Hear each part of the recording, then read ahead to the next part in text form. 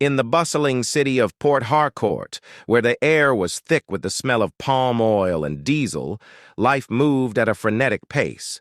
The city, once a small fishing village, had transformed into a sprawling metropolis, its growth fueled by the discovery of black gold beneath its soil.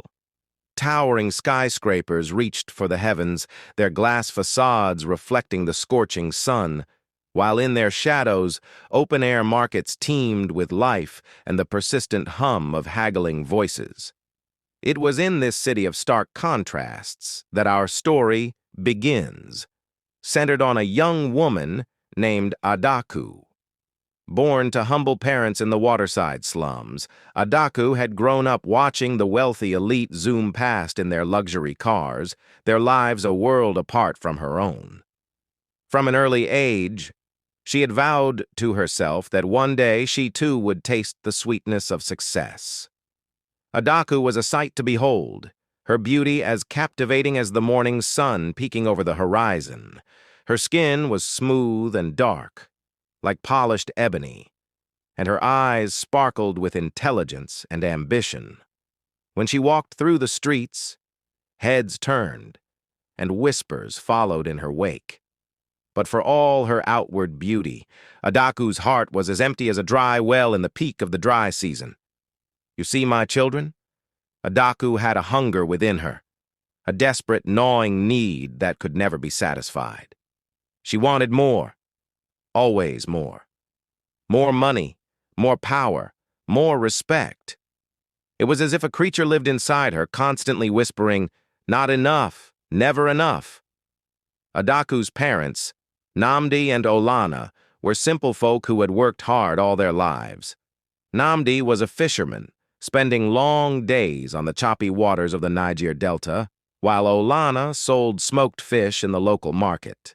They lived in a small two-room apartment in one of Port Harcourt's many crowded compounds, where the sounds of neighbors' arguments and children's laughter filtered through thin walls. Despite their modest means, Namdi and Olana had done their best to provide for Adaku. They had scrimped and saved to send her to school, hoping that education would be her ticket to a better life.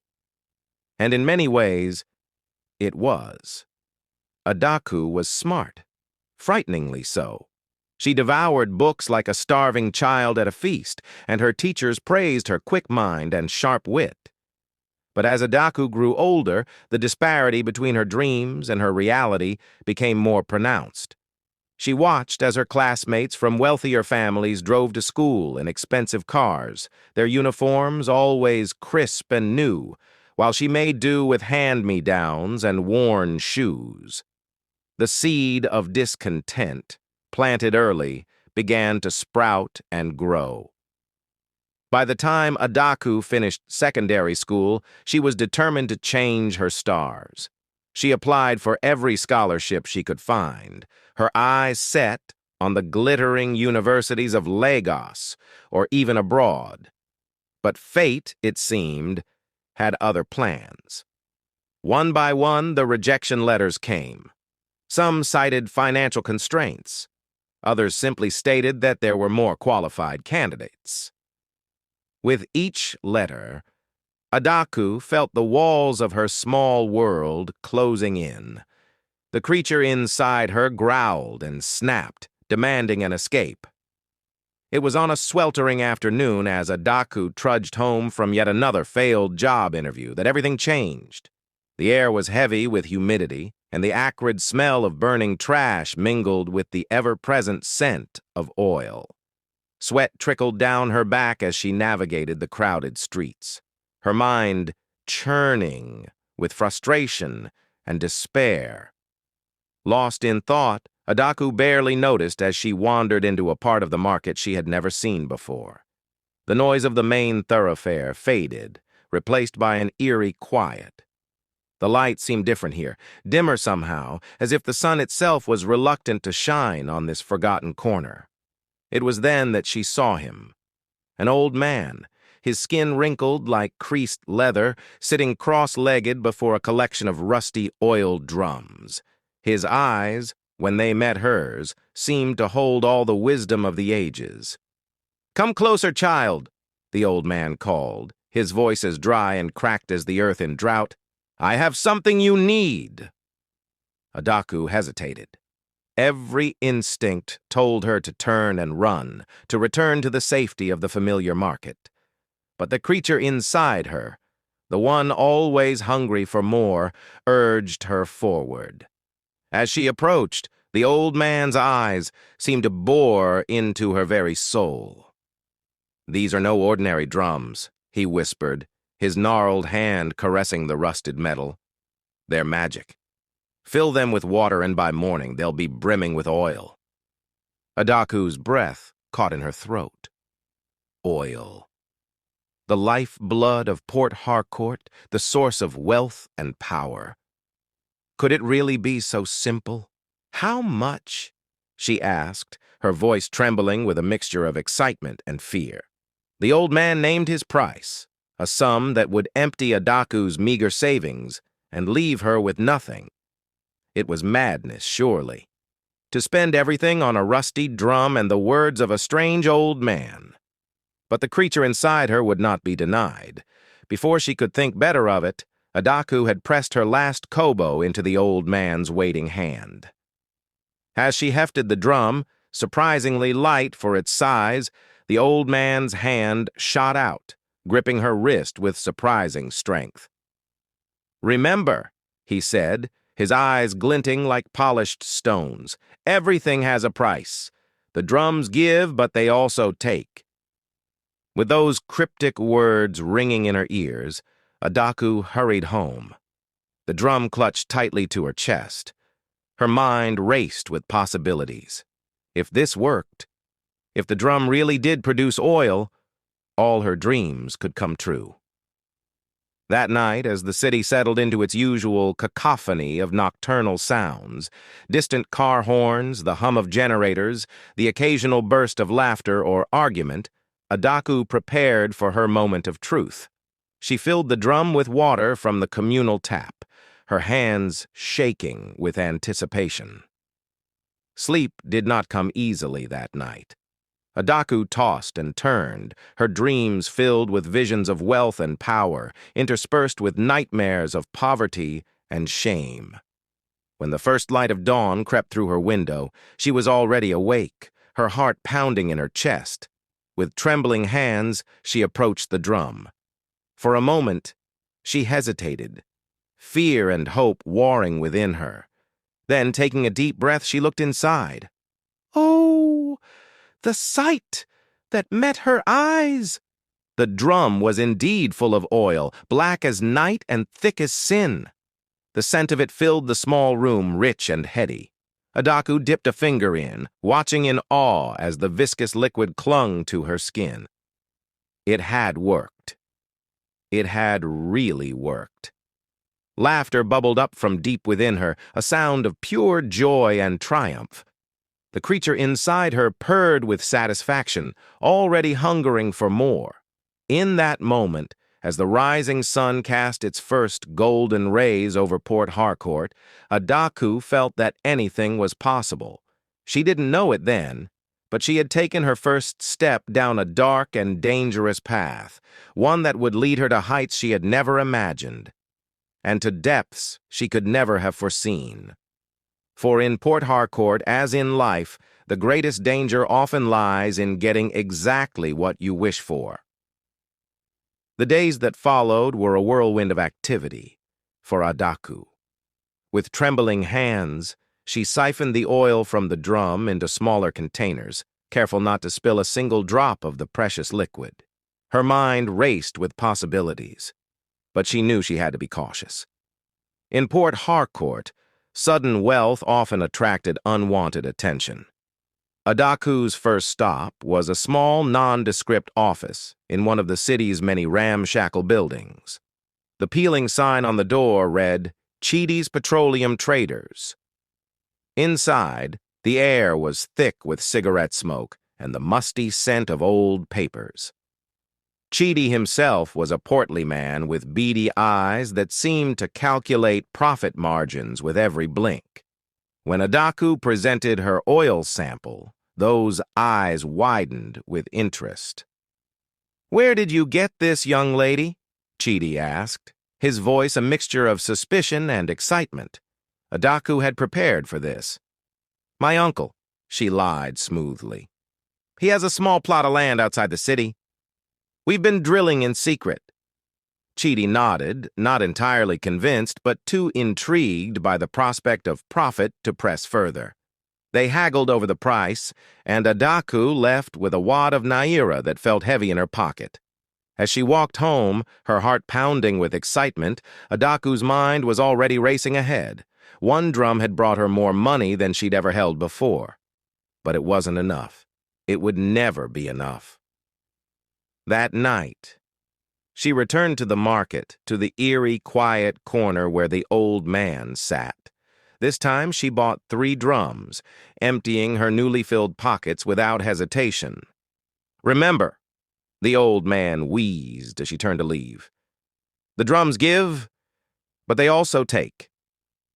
Adaku paused, a chill running down her spine despite the warm night air.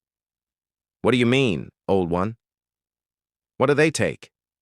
But the old man had closed his eyes, his chin dropping to his chest as if he'd fallen into a deep sleep. Try as she might, Adaku couldn't rouse him. Unsettled but undeterred, she returned home with her new acquisitions. As the weeks passed, Adaku fell into a rhythm. Each night she would fill the drums with water from the Niger River. Each morning she would wake to find them brimming with oil. And each day she would make her way to Chidi's office, spinning ever more elaborate tales about her fictional uncle and his secret oil field. Money began to flow, and with it came changes. Adaku moved out of her parents' cramped apartment into a spacious flat in one of Port Harcourt's newer developments. She traded her worn dresses for designer clothes, her rubber slippers for high heels that clicked impressively on marble floors. At first, Namdi and Olana were overjoyed at their daughter's success. Adaku told them she had found a high-paying job with an oil company, and they believed her, proud that their sacrifices had paid off. "See how God has blessed us through our daughter," Olana would say to the neighbors, her face beaming with pride. But as Adaku's wealth grew, so did the distance between her and her parents. Visits became less frequent, phone calls shorter and more rushed. When she did stop by their home, she found herself wrinkling her nose at the familiar smells of palm oil and smoked fish that she had once found comforting. "Why don't you let me buy you a new place?"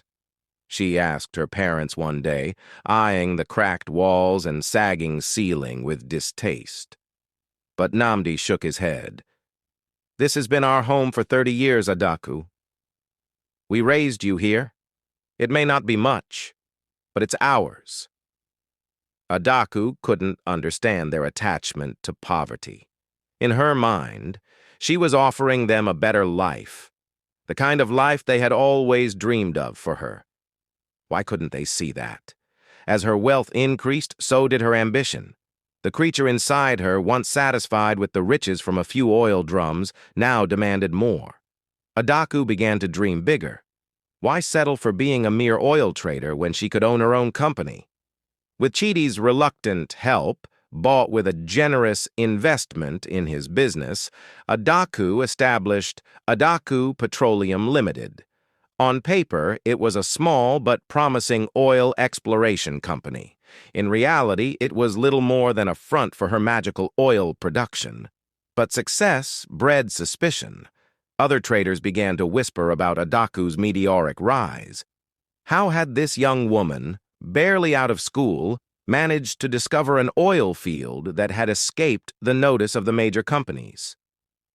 And how was she able to produce such a steady supply when other small operators struggled with equipment breakdowns and pipeline vandalism?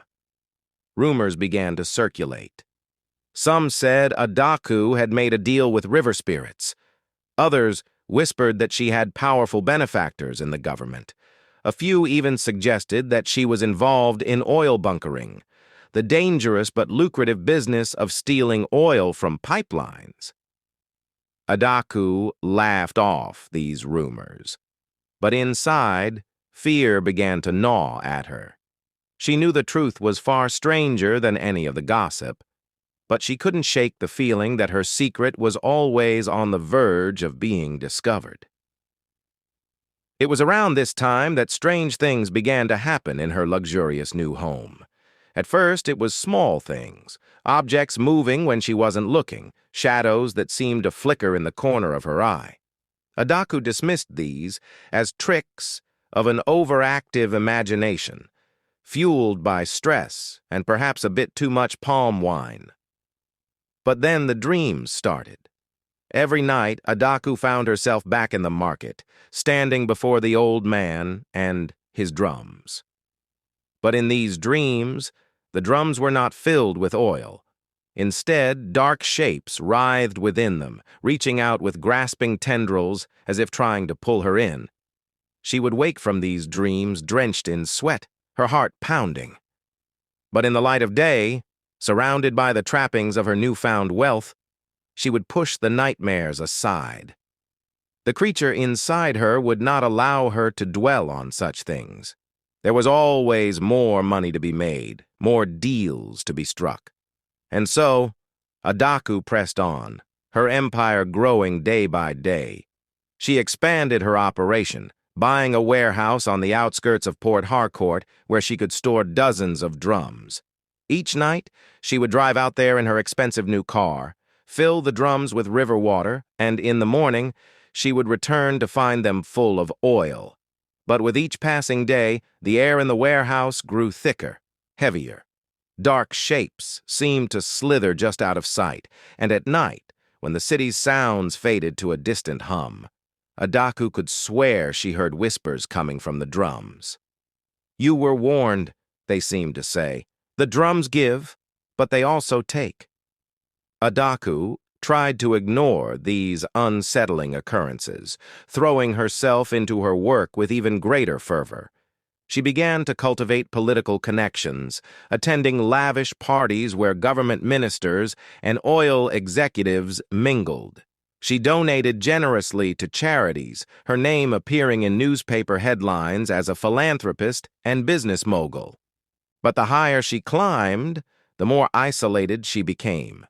Her old friends, unable to relate to her new lifestyle, drifted away. New acquaintances were drawn to her wealth and influence, but Adaku found it hard to trust their motives. Even Chidi, who had been with her from the beginning, began to eye her with a mixture of fear and resentment. Her parents, once so proud of her success, now looked at her with confusion and concern. "Adaku," her mother said during one of her rare visits home, "you have changed. Where is the kind girl who used to help me in the market? Where is the daughter who would sing hymns with us on Sundays?" Adaku brushed off her mother's concerns with a wave of her manicured hand. "I've grown up, Mama. I'm not that naive girl anymore. I'm somebody now." But in the quiet moments when the noise of the city faded and she was alone with her thoughts, Adaku couldn't shake the feeling that she had lost something important.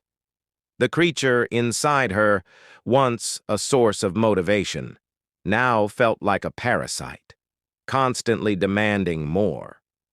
It was on a night, much like any other, that everything began to unravel. Adaku was in her warehouse, preparing to fill the drums for the night, when she noticed something odd. One of the drums, tucked away in a corner, seemed to be moving. Heart pounding, she approached it cautiously. As she drew closer, she could hear a sound coming from within. A wet, slithering noise that made her skin crawl. With trembling hands, she reached out to open the lid. What she saw inside would haunt her for the rest of her days. As Adaku peered into the drum, her breath caught in her throat. Inside, writhing and twisting, was a mass of inky black tentacles. They seemed to pulse with an unholy life, reaching out towards her with grasping, oily appendages. With a scream of terror, Adaku stumbled backwards, knocking over several empty drums in her haste. The clanging echoed through the warehouse, a cacophony of metal that seemed to awaken something. Suddenly, all around her, the drums began to shake and rattle. Heart pounding, Adaku ran for the door, but found it inexplicably locked. She tugged frantically at the handle, panic rising in her throat. Behind her, she heard the wet slap of something heavy hitting the concrete floor. Slowly, terrified of what she might see, Adaku turned around. The sight that met her eyes would have driven a weaker person mad. Pouring from the drums was not oil, but a thick black sludge that moved with malevolent purpose. It spread across the floor like a living oil slick, tendrils reaching out as if tasting the air. And within its inky depths, Adaku could see faces, twisted, agonized faces that seemed to cry out in silent torment. "No," she whispered, pressing her back against the door. "This can't be real." But it was all too real. As the sludge advanced, Adaku felt a presence in her mind, ancient, alien, and hungry. It spoke to her without words, showing her visions of vast, oil-soaked kingdoms beneath the earth, of creatures that had slumbered for eons, feeding on the greed and ambition of humans. "You were warned," the presence seemed to say. "The drums give, but they also take." In that moment, Adaku understood the terrible price of her ambition. Each drop of oil she had taken, each naira she had earned, had fed these creatures, making them stronger. And now, they had come to collect their due. With a surge of desperate strength, Adaku managed to wrench the door open. She ran into the night, the cool air a shocking contrast to the oppressive atmosphere of the warehouse. Behind her, she could hear the sludge pursuing, a sickening squelch that spurred her to greater speed. As she ran through the streets of Port Harcourt, Adaku's mind raced. Where could she go? Who could help her against such an otherworldly threat? Her thoughts turned to her parents, to the home she had abandoned in her quest for wealth.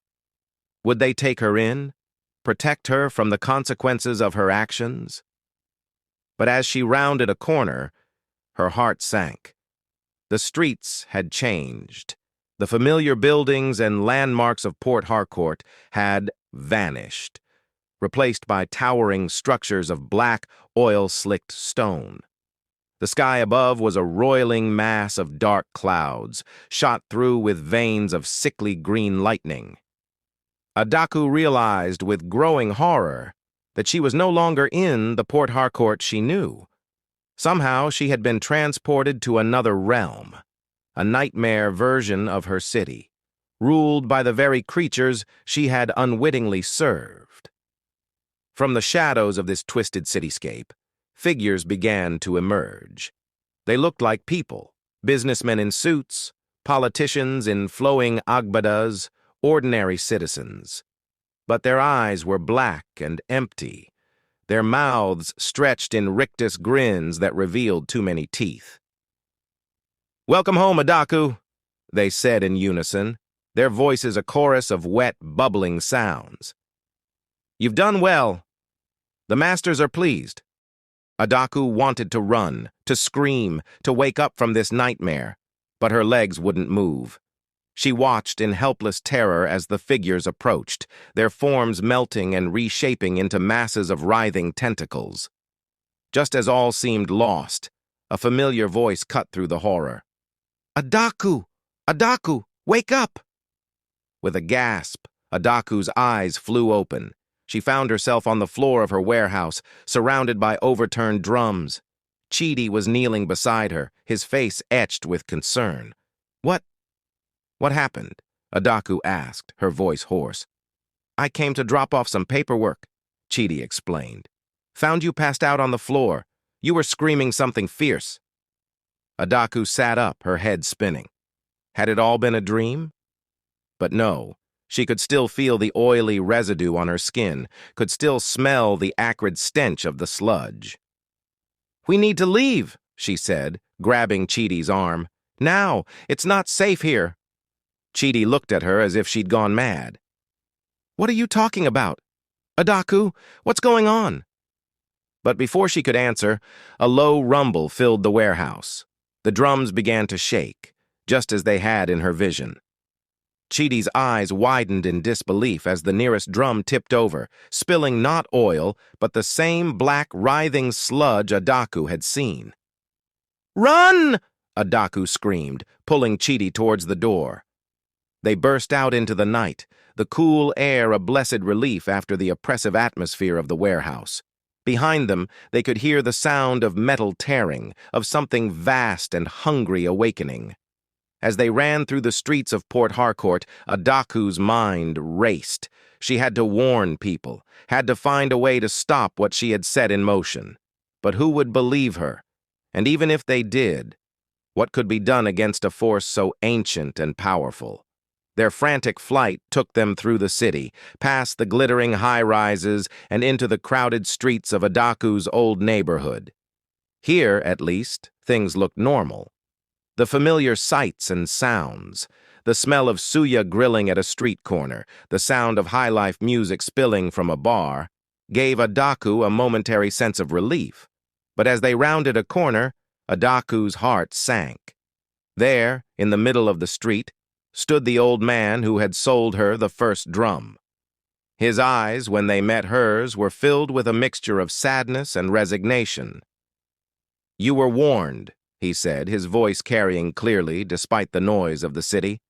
"The drums give, but they also take." And then, to Adaku's horror, the old man's form began to shift and change. His skin bubbled and melted, revealing a mass of writhing tentacles beneath. All around them, people on the street underwent similar transformations, their screams of terror turning to inhuman shrieks. Chidi, who had been silent in his shock, finally found his voice. "Adaku," he said, his voice trembling. "What have you done?" Adaku couldn't answer. The weight of her actions, the terrible consequence of her unchecked greed, pressed down on her like a physical force. She had wanted wealth and power, had been willing to do anything to escape the poverty of her childhood, and in doing so, she had unleashed something ancient and terrible upon the world. As the transformed creatures closed in around them, Adaku made a decision. She couldn't undo what she had done, but perhaps she could still make things right. With a deep breath, she stepped forward, placing herself between Chidi and the advancing horde. "Run," she said, pushing him away. "Get to my parents, warn them, warn everyone." "But what about you?" Chidi asked, his eyes wide with fear. Adaku managed a small, sad smile. "I started this. I have to try to end it." As Chidi disappeared into the chaos of the transforming city, Adaku turned to face the creatures. They had stopped their advance, watching her with an alien intelligence that sent chills down her spine. "I understand now," she said, her voice steady despite her fear. "I see the price of my ambition. If you must take someone, take me. But leave Port Harcourt. Leave my people alone." For a moment, nothing happened. Then, slowly, the mass of tentacles that had been the old man moved forward. A tendril reached out, touching Adaku's forehead. In that touch, she saw visions of vast, oil-soaked realms beneath the earth, of cycles of greed and retribution playing out across millennia. "It is not so simple, child of Port Harcourt," a voice spoke in her mind. "The bargain was struck long ago, when the first humans tapped the veins of the earth. We give, and we take. It is the way of things." Adaku felt tears streaming down her face. "Then what can I do? How can I make this right?" The answer, when it came, was both a relief and a terrible burden. The voice in Adaku's mind reverberated with ancient power. "The balance must be restored," it said. "For every drop taken, a price must be paid. But it need not be in blood or souls. There is another way." Adaku felt a glimmer of hope. "Tell me," she pleaded. "I'll do anything to make this right." "You must return what was taken," the voice explained. "Not just the oil, but the wealth, the power, the ambition. You must give it all back to the earth and to your people. Only then can the cycle be broken." The implications of this hit Adaku like a physical blow. Everything she had worked for, everything she had sacrificed for, she would have to give it all up. But as she looked around at the chaos and terror engulfing her beloved Port Harcourt, she knew she had no choice. "I'll do it," she said, her voice firm despite the tears in her eyes. "Tell me how." The tentacled mass that had been the old man shifted, forming a grotesque approximation of a human face. "Follow," it said, the word gurgling out of a mouth-like orifice. Adaku found herself being led through the transforming city. The creatures parted to let them pass, their writhing forms a constant reminder of the horror she had unleashed. As they walked, Adaku saw flashes of the city she knew, a familiar storefront here, a street corner there, but it was all being consumed by the oily sludge. Their journey took them to the heart of Port Harcourt, to the imposing headquarters of the Nigerian National Petroleum Corporation. But the building Adaku saw was not the one she remembered. Instead, it had been transformed into a towering monolith of black, oil-slicked stone, eerily similar to the structures she had seen in her vision. "Here," the creature said, gesturing towards the building with a tentacle. "The source. The heart. You must go in alone." Adaku swallowed hard, steeling herself for what was to come. As she approached the entrance, the doors swung open of their own accord, revealing a yawning darkness beyond. With one last look at the city she had loved and betrayed, Adaku stepped inside. The interior of the building was a nightmare landscape of twisting corridors and pulsing organic walls. Adaku felt as if she were walking through the veins of some vast alien creature. Every step was a struggle, the floor seeming to cling to her feet, trying to pull her down into its inky depths.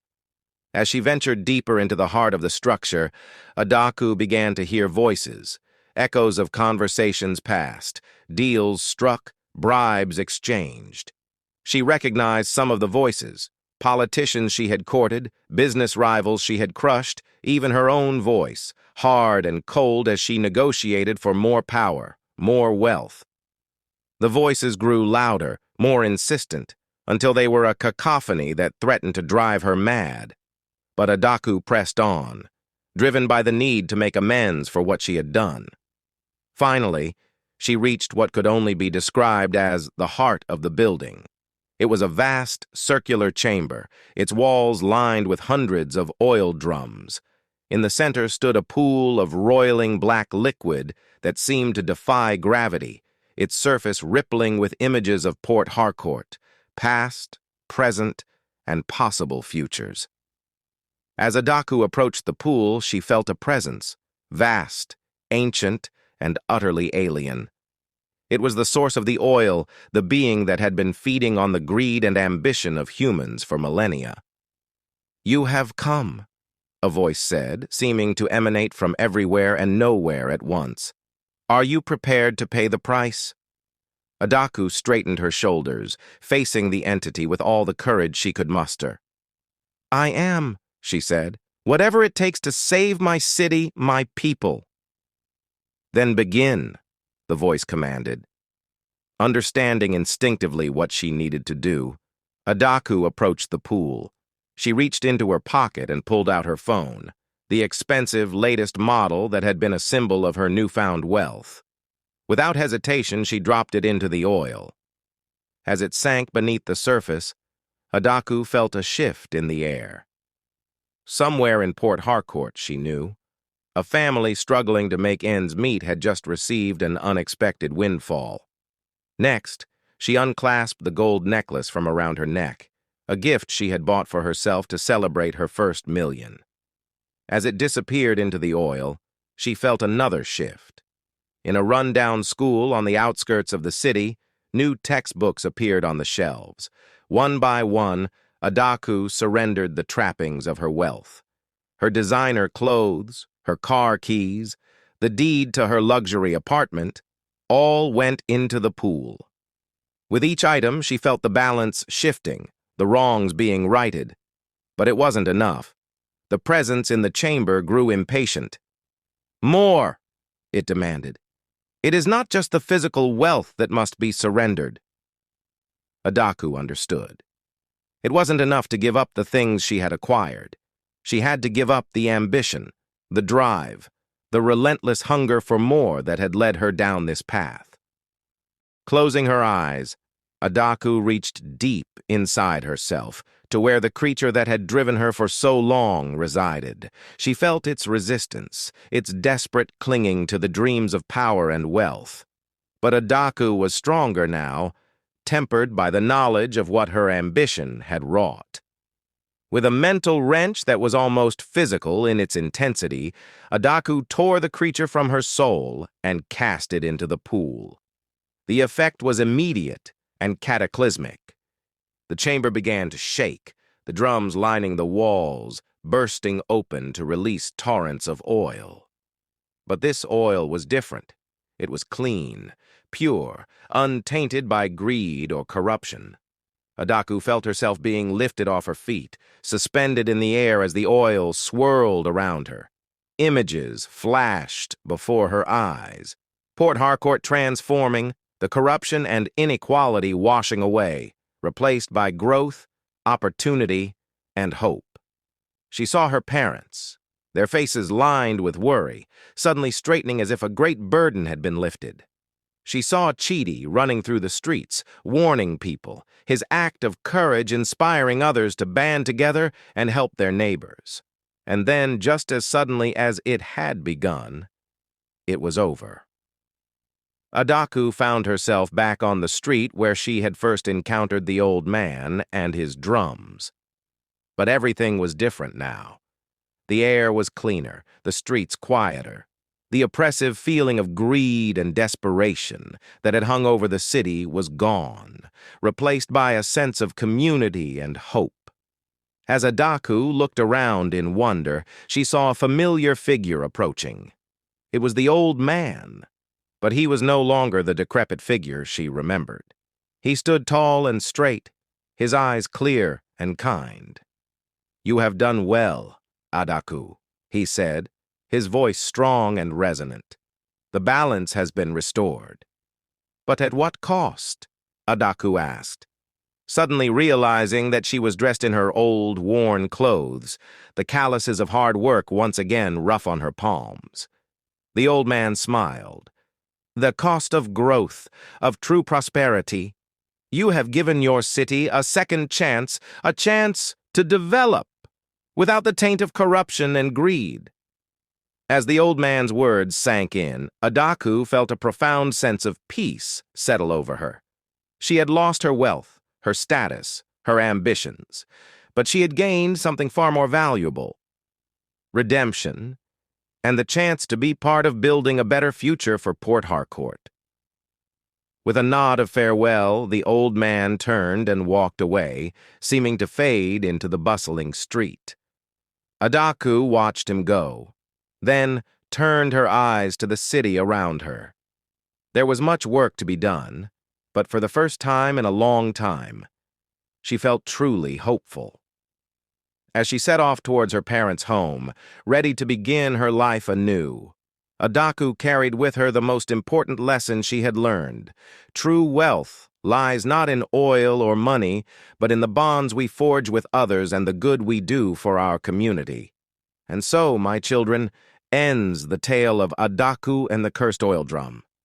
Remember it well, for in Port Harcourt, as in life, the greatest danger often lies in wanting too much, and the greatest reward in giving back to others.